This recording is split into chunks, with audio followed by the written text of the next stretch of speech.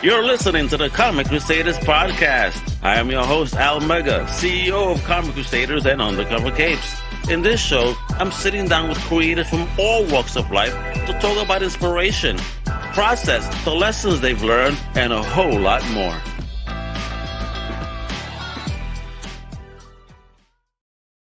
Wepa, man, this is your boy Al Mega. Welcome to a brand new Comic Crusaders podcast. And today, we're talking some indie comics, baby. That's right. We got an amazing writer here. You probably heard him before, maybe Storm Real Riderz. He had a fire project that finished on Kickstarter, but now it's on front of my comic called Relentlessly Bullied Hero. My man's going to be a legend here, a big boss. Let me introduce the one, the only Mr. Hero DarkyDark. Welcome to the show, brother. How you doing? Yo, what's good? Thanks for having me on. I appreciate it. Thanks for coming on. Chat about this dope-looking project. You know what I mean? Because I was peeping through the preview pages and whatnot. Love the anime manga look of it. I mean, the feel of it through the trailer, which I'll be sharing a little bit, folks. You know how it is, though. We gotta know the homie just a tad before we start selling them books. Yo, what up, Big Danny? ¿Qué pasa, señor? How you doing? All right. Yo, what's up, Daniel? All right, so Hero, let's go. Tell us a bit about yourself. Where you OG from, and what was the first thing in overall fandom that you ever fell in love with? Yeah, so I say I'm from more of a. Give me 1 sec. Always, you take your time. That's what happens when you go live, folks. Sorry about that. Anyways, I'm about to say, so yeah, of course, USA, and I say, of course, for like a lot of people, I started out watching a lot of anime with my brother and such. So, of course, I was always into Dragon Ball, Naruto, of course, My Hero Academia is like a big inspiration for me. And so that's basically like one of those big fans I've been a part of. As I'm very action oriented. So if you have a lot of action, good fights that I can understand, then yeah, I'm all for it. Really? And how did you find the culture and the stories? Was it by yourself, your family put you on, your friends?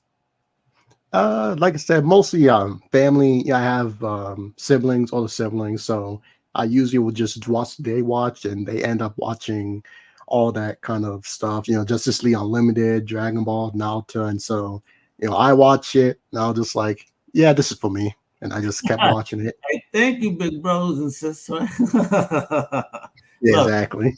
I dig it. So okay, cool. So you had a family that loved the culture and all. How did that help inspire you to start doing your own stuff? Well, it's kind of like how for a lot of people when you see something and you kind of just get that feeling of, it kind of starts with that, wonder what will happen, and kind of like first you start, pretending like you're Superman, and then you go, wonder what I'll be like if I was in that universe, and then from then it kind of just goes into, okay, what if I just try making my own stories, and then just snowball into that, and then as you grow, you just like, I have a whole bunch of ideas, and I want to just see what I can do with them, and so as you grow, you adapt those stories and then make them work. Excellent. And so how did you learn to start putting together stories, especially in the formats that you've done so far? Well, I mean, I'm more self-taught, but it's one of those things where you can't just you pick up things along the way. So as you read stuff, watch videos, and that kind of stuff, you can't pick up on better ways you can do so. You look at examples. I forgot what the name of the company, but one company did a contest for people to submit like manga scripts and stuff. Okay. And a part of their guidelines and stuff, they actually have an example of how to format manga or comic panels, having a written form and stuff. And so stuff like that, you can just, pick up, look at it and be like, oh, okay, so this is a way you can format it out. And then, of course, you can look at other examples, sometimes look at videos of like how other comic or anime pros write their scripts, and then just kind of go like, okay, so me take this idea and kind of like put it through the, I can say the blender, and just put it into this format. Dig it. And are there any particular creators that on your journey in learning that you looked up to particularly? Yeah. Well, of course. Rest in peace, Akira Toriyama, big inspiration. You know, he kind of very much to copy my kind of ideology. Was like, I just kind of want to have fun with my stories. You know, that's not saying I don't have any deeper thoughts or meaning to my stories, but just the idea of just seeing something or thinking something and going, you know what, I want to do that. Yeah, I'm gonna go with that. It just, just kind of like my thing as I just how I usually come with stories is usually just come up with interest or something, and then I'll just be like, yeah, that'll be fun. I'm gonna make a story about that, and then just going with it. And hey, I've never not been happy with something I created. Oh, there we go. See, confidence, folks. That's how it sounds. I dig it. I love it. All right, so talk about what was your first project? Was it the Storm Rail Riders? No, that would be more of Relentlessly Bullied Hero. That was the first project I actually kickstarted. Okay. But before we get into that, what was your first project, and what did you do? Besides, did you do art as well? Did you write? Did you do everything? Did you find a team? How did you put this all together? Well, I'm technically speaking only the writer for the series. Technically speaking, I do everything except for the art and the lettering. So of course, I had to find people, recruit for the art and such. And so, of course, I had to scour the internet. And, of course, I made the giant mistake on Twitter of going, hey, I need an artist, as all that did is just made a bunch of bots come to my inbox. So, of course, I had to, look around a bit, find out the right avenues of where you can find artists and such, and then, find them. And then thankfully, eventually I found this really cool dude, my current artist, who's really cool, great guy, great work, easy to work with. He knows his stuff, and from there we just kept on working together. Look, and what was it about the artist's work that stood out to you, that said to you, yes, this is how I view my world? Well, when I look for artists, I usually look for like an artist for a specific project, and based on that, I have a few certain criteria. So I'm like, okay, so what's the part of the art? What am I looking to do with it? What are my standards? And so, it comes down to like a lot of, style, efficiency, and how can they fit this? Because, you can imagine shows like, I don't know, Courage the Cowardly Dog. If you took Dragon Ball story, but then gave it Courage the Cowardly Dog's artwork, that's going to make things look a little bit off, as the artwork doesn't really fit with the story. And so, when I look for the artist, I'm just like, okay, who got a style where I think, yeah, you can definitely portray all I want to portray for this story in a good way. And so, I found his stuff, saw some of his work, see he can draw some good action, some dynamic posing. And I did the same thing for Stormworld Riders, where I saw he has a lot of good, I guess to say, depictions of the type of stuff we want to show off there. Yeah. But and what about the lettering then? You said you had to outsource that as well. So who's your letterer, and how did you find your letterer? For Relentlessly Bullied Hero, thankfully the artist does both the art and the lettering, so that's 2 in 1. That saves me. For Stormworld Riders, I'm still technically looking. I have a few friend recommendations and people are like, oh yeah, I can do it for you. But it's one of those things where I'm like, okay, I'm putting a back burner so that in case I find a better opportunity or I learn to do it myself. Yeah, I haven't always overcommitted and such. So yeah. Dig it. So before we get into the current project that's out now, let's get into that Kickstarter talk. So, Storm Rail Riders, talk to me about that project and why specifically you chose Kickstarter as the platform to put it out there. Yeah. So for Storm Rail Riders, it's basically like a combination of, I guess you could say a little bit of a, gang drama, different crews and stuff, battling out for control of the city, or what their aim is for, combining that with, I guess you could say, anime logic, and then rollerblades to make like a fun, it's both fun, shiny, epic, and just coolness. With like, okay, the cool factor is very high tech, but I also have that like crime drama to where, okay, yeah, there's all these different kind of crews and stuff that we gotta battle or make relationship with, okay, we can't take over this turf, or that'll piss off this other crew and that kind of stuff. And so, the sort motto is stuff like, hey, ride down the streets, find your crew, mark your turf. And I'm digging it. The big theme is like defining your own freedom, as it's something that was like, hey, when you have your own free space, you want to do what you want, but in order to do that, you need to actually define your own freedom. So what does it mean to actually be free? Especially in a world where it's like, okay, even though everyone wants to be free, technically speaking, we don't want everyone to just do whatever they want and that kind of stuff. I'm saying it sounds like a 90s gangster flick of those that I love. So I definitely got to check that out. So dope. So why did you choose Kickstarter though, specific to fund that project? How did you learn about Kickstarter? Was it easy that first time around? What did you learn?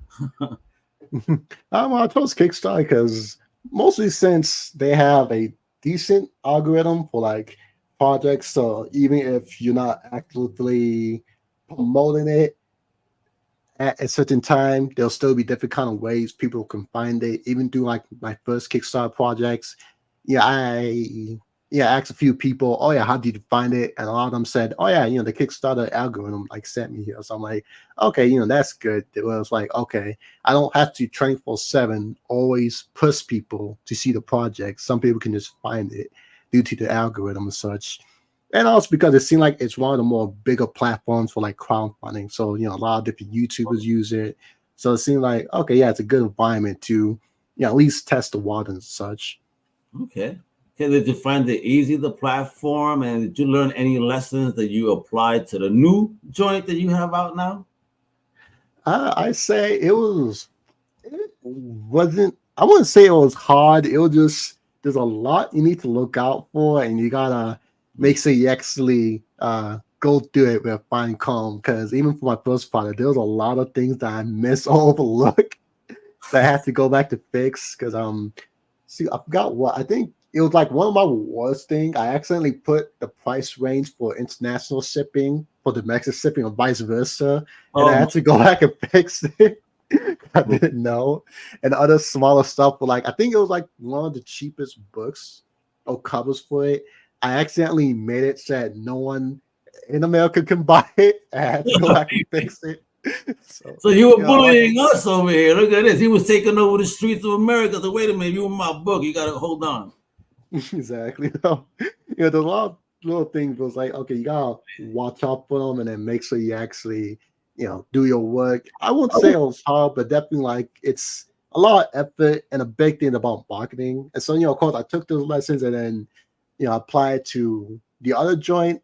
Says thankfully a lot of things I can just copy over, but it's also a lot of things I can look out for, going like, hey, this strategy work on getting most eyes on it and such. Yeah. And let's talk about that second project you did on Kickstarter, which is now live on For.my.com. But I want people to appreciate that cover. I mean, look at that cover. Talk to me about this cover. And who is this young person on the screen? Wherepa? Of course, the cover's amazing. Everything's bright and glowing. And that is Gamora. She's the cursed sorceress. And she is a villain, actually. So she's technically not a good guy, but basically she and the main hero, which is that blonde guy or black and blonde guy in her left hand, they're basically in a binding deal. So the guy can't get rid of her no matter what he tries. So he's basically stuck with her. And so she's bored. So she just finds entertainment out of just messing with him all the time. So she's the girlfriend from hell. Holy shit. I'm digging it. And folks, there it goes. And it's live right now. My boy Luke Stone. He put this joint over here together called Fun of My Comics out here helping independent creators. And my homie right here, right now, Hero DarkyDark has the campaign live now with 3 backers. Big salute to you 3 backers. Listen, it's 9 days with 65. He's only looking for 500. You know what I mean? There's 51 days to go. Come on, I know it's pay week, so don't be playing, make it rain, on Friday. If you don't have it now, it's okay. We'll make sure you come back here And listen, I'm gonna make it easy for you. I'll put the link below as well, because you just shared it late, so I'll add it to the notes afterwards. But folks, that is the joint right there, baby. All you gotta go to the Fun My Comic and look up Relentlessly Bullied Hero #1. Now let's get into it, baby. I mean, dude, where did your mind go to make this character? Because it sounds hella fun. Wait a minute, I got a trailer. Oh my god! Before you even dive deep, folks, let's check this out. As pillars of society, heroism must stand proud, no matter what, through injury, madness, nihilism, even death. A hero shall step up and lay their body on the line like those before. We may fail, but we will never stand down, for it is through our valor and will that society will be purified for a better tomorrow. Oh God, I couldn't hold it. What is this zeal? Your first draft? It's worded so weirdly. And haven't you ever heard of a word limit? Gotta make it snappy and interesting. Let me show you how it's done. Greetings, peasants. The great villainess, curse sorcerer, Grimoire speaking. Welcome to the show of my creation. Featuring Zeal, the hero of our story. Say hi, Zeal. Fantastic. He's a very odd new hero I came across, and claims he can return heroism to its once prestigious state compared to its current degenerating. Hard pressed to believe from his general lack of abilities, but hey, he has spirit. Who doesn't want to see an underdog story? And if he fails, it'll be hell of a Coming this. Zeal, when is this campaign starting again? Late January. It's starting late January 2024. And of course it wasn't finished. You just jumped me and stole my journal, you freaking sociopath. We've got it all. Violence, explosions, sexy. So go. Give me your money. You vile woman. You think this is funny? There's no games here, witch. How's disease? Rottenness steeped into the soul, and my Crusaders are chipping away piece by piece. I swear, my flesh and bone. I shall. Enough of the gag goes back on. Wait. This is my story, isn't it? Why am I playing second fiddle here? There'll be plenty of cool stuff. So go spend your money on Relentlessly Bullied Hero. #1. Any parting words? Zeal? Really? Well, I still my heroes too. Psych.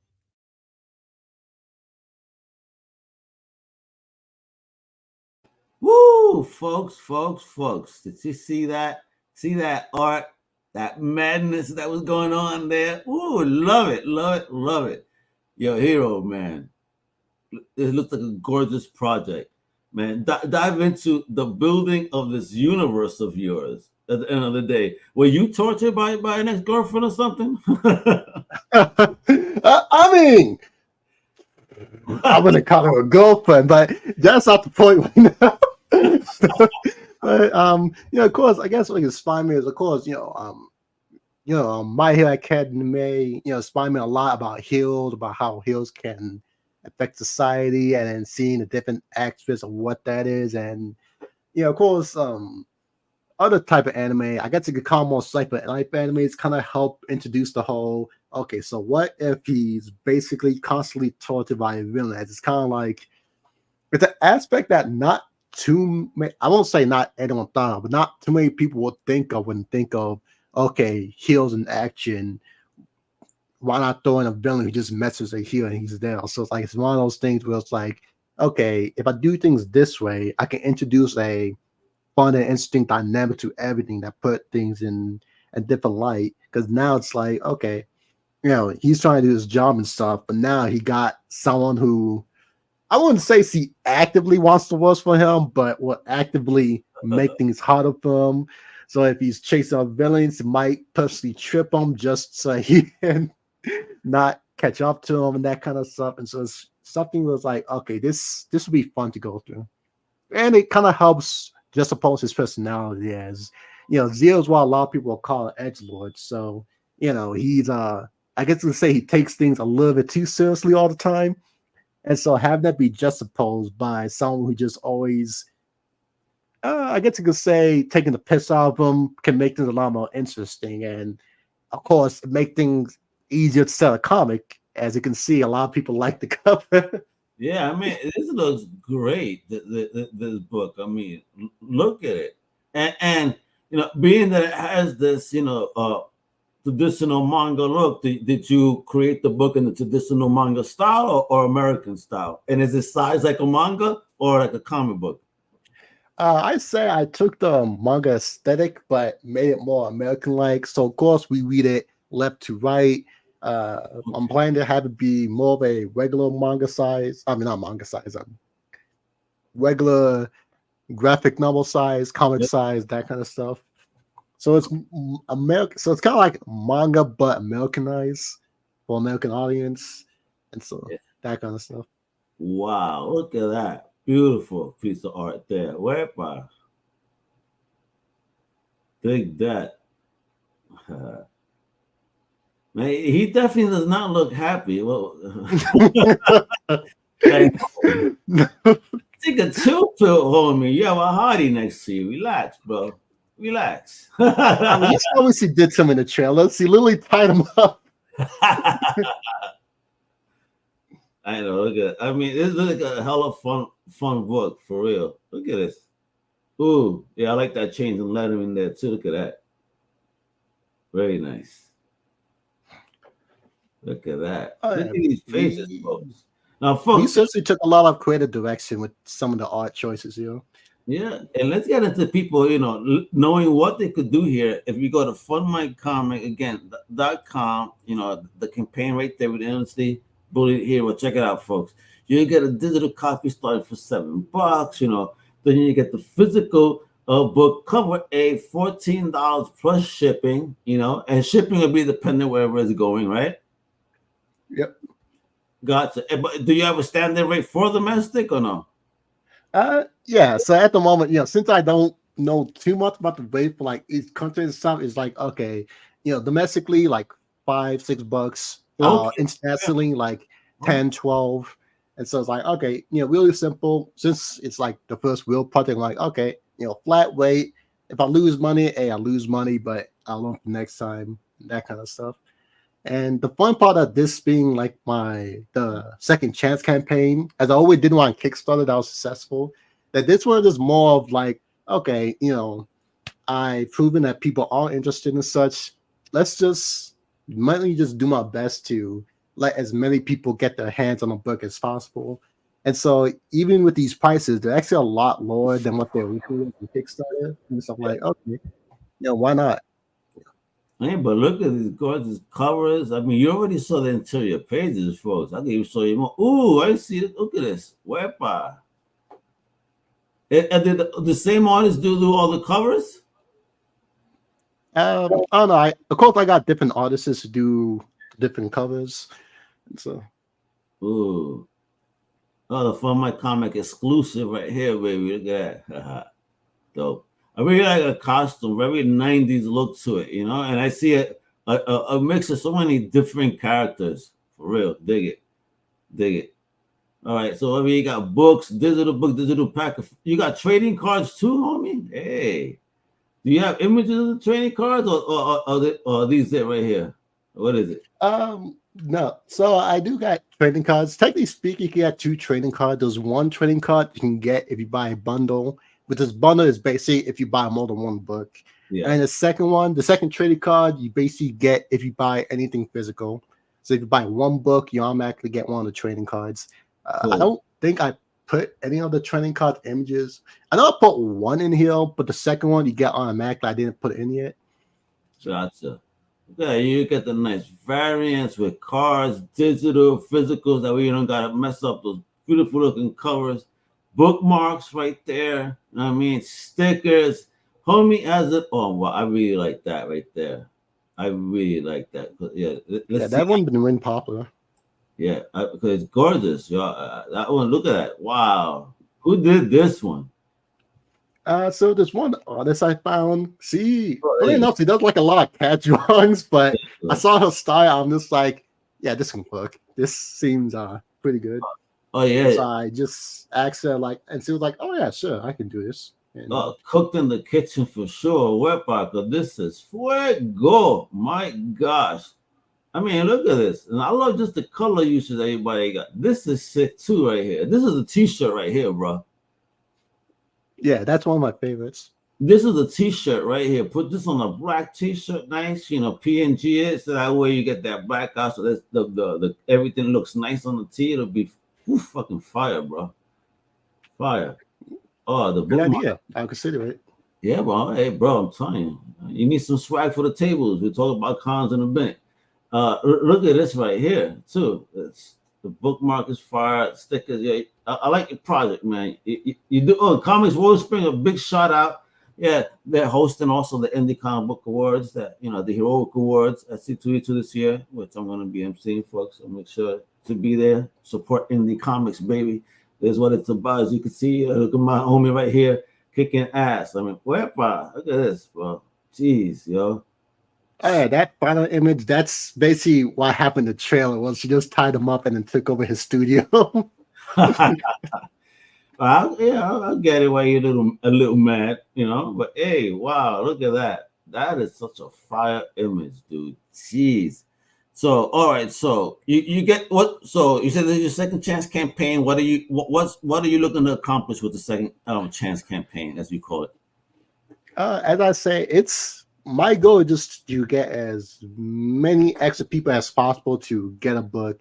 Like I said, I lower the prices and that kind of stuff. So it's like, because my goal is just like, okay, I already proved that the book can be profitable, but issue 2's coming later this year, probably around like September, October, maybe August, depending on how things go, but most likely September or October. So I'm just like, okay, people like issue number 1, they'll most likely come up for issue number 2.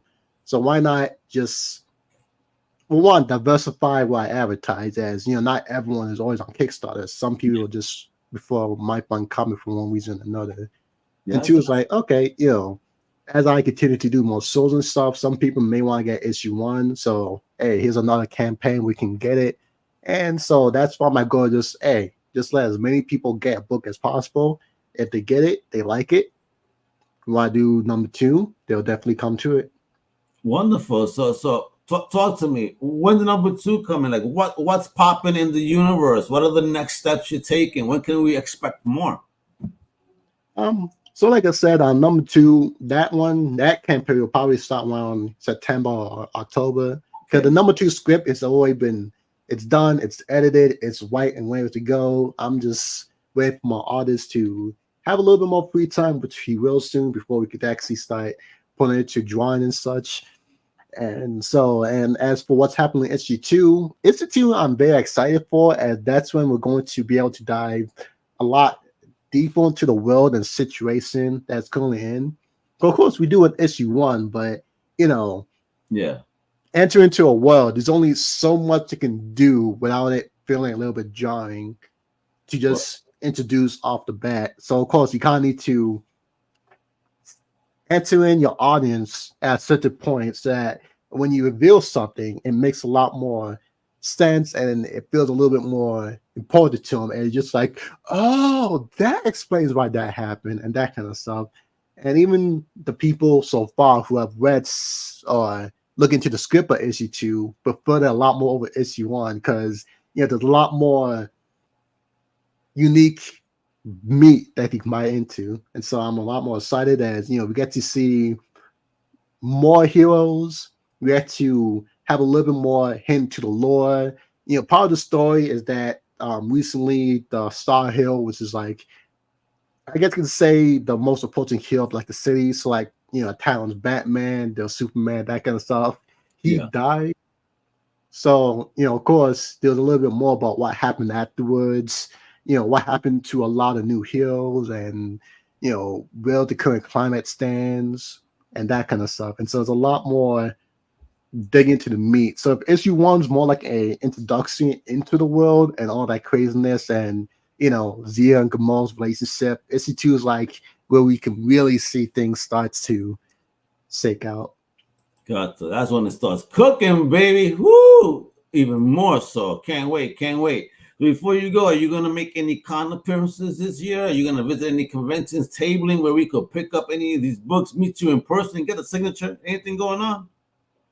Yeah, I'm kind of planning on possibly doing a few Comic-Cons. I'm not sure which one. I'm just more of like, I want to make sure I have a decent size, well, not too decent, but yeah, catalog, maybe like 1 or 2 books in my hands before I go to them, so that, in case someone doesn't like or aren't too interested in Relentlessly Bullied Hero, I can be like, well, hey, here's Storm of Riderz. You can also listen to that kind of stuff. And so I most likely will, we'll go there, we'll sign some stuff, talk to some people, and that kind of cool stuff. Awesome.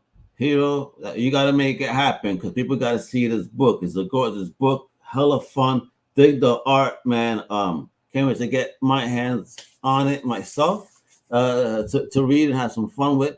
Folks, see independent creators. He knows what he's doing, built an amazing team. My man here, Hero DarkyDark, baby. And I've been showing this off, so you can follow on X at Hero DarkyDark and also on YouTube at Hero DarkyDark 3995. All right. But most importantly, you got to fund right now. Make it rain. It's a pay week. If not this, the following. He has time, but you know what I mean? But I know you're getting paid and support indie. Make it rain on this project. All right. I fund my comic, Relentlessly Bullied Hero, #1, folks. All right. This is what you got to do. Support my homie Hero DarkyDark. Again, thank you so much for your time today. I appreciate you, homie. Hey, no, I appreciate you. Thanks for taking the time to let me come on, speak my stuff, and be interested. No, absolutely. Get it going, people. You know what it is. It's Omega with Comic Crator. Hasta la próxima. Wepa! Thank you for listening to the Comics Crator podcast. If you like the content, please subscribe and turn on notifications. Also, please visit comiccrusaders.shop and our extended podcast family over at undercovercapes.com. And also, make sure to download the Comics Crator app on the Google Play Store today.